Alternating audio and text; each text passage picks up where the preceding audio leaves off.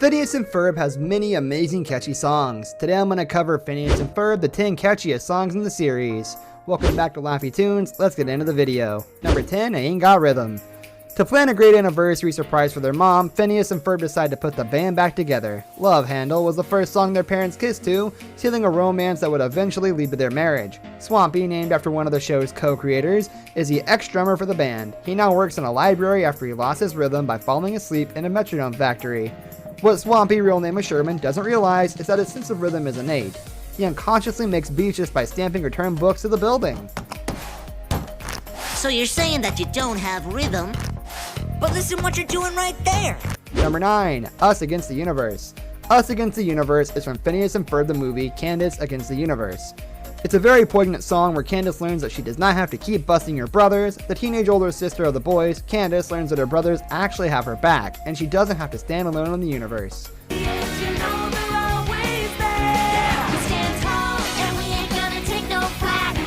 Number 8, Simp, Squirrels in My Pants.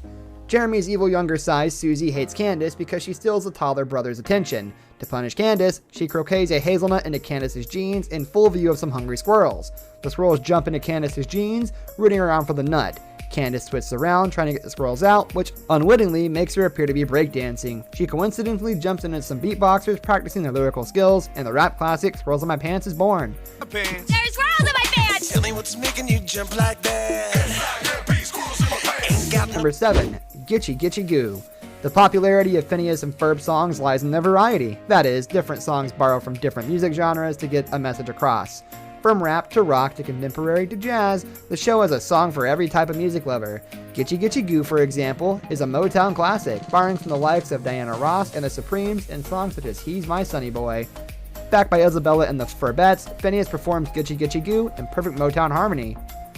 Never gonna stop, gitchy gitchy goo means that I love you.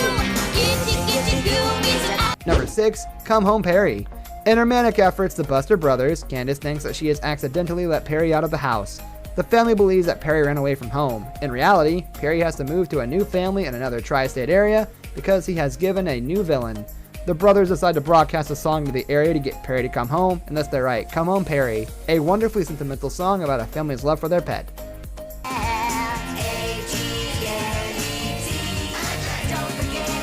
Number 5, Busted. Busted is an R&B jam by Candace and Vanessa. The song copies a 90s R&B style of female singers such as Destiny's Child and Ashanti. Visually, the video shares thematic similarities with Brandy and Monica's Boy Is Mine video. It was inevitable that a song about Candace busting her brothers would be made since the poor girl spends her entire vacation plotting on her brothers. Number 4, AGLET. What's the word for the tip of the shoelace? When the family is unable to find out the answer, Phineas decides to spread the word. His vision is for the whole world to know what an aglet is. The plot thickens when he decides to hold Phineas and Ferb's Aglet Aid, a concert event that takes place in the tri-state area and broadcasts to other concert stadiums worldwide. Soon after, the whole world knows what an aglet is, and Candace is defeated once more. Number 3, EVIL Boys. Those boys are always up to something, and it's bringing me to tears, cause just before you get home, it all magically disappears. Those boys are evil. Before you get home, they somehow always clean up the mess. In the great gospel/blues classic Evil Boys, Candace laments about how hard her life is. She testifies on the mic, letting out her anger about all the close calls when their mom almost caught Phineas and Ferb, but somehow everything magically disappeared at the right second. Number 2, Gimme a Grade. Baljeet just does not know how to rock. The grade-obsessed overachiever accidentally signed up for a rock and roll summer school, Summer Rocks, thinking it would be a geology class. Unable to rock, Baljeet is terrified that he will fail. He tries to pass the class through studying in logic, so the brothers try to teach him what the rock and roll music is all about. Still not getting it, Baljeet arrives at the Summer Rocks concert with his band, the Baljeetles.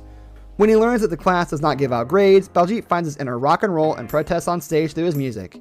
Number 1, my nemesis. Dr. Doofenshmirtz is the funniest character on the show. An evil scientist with a tragic childhood, Doofenshmirtz creates ciliator devices to take over the tri-state area and sometimes the world. Despite his intelligence and his unhealthy obsession with evil, he's a humble man and a loving father. In a classic episode, Perry catches Doofenshmirtz cheating on him with a new secret agent animal, Peter the Panda. Doofenshmirtz and Peter met at an Evil Genius Expo in Seattle.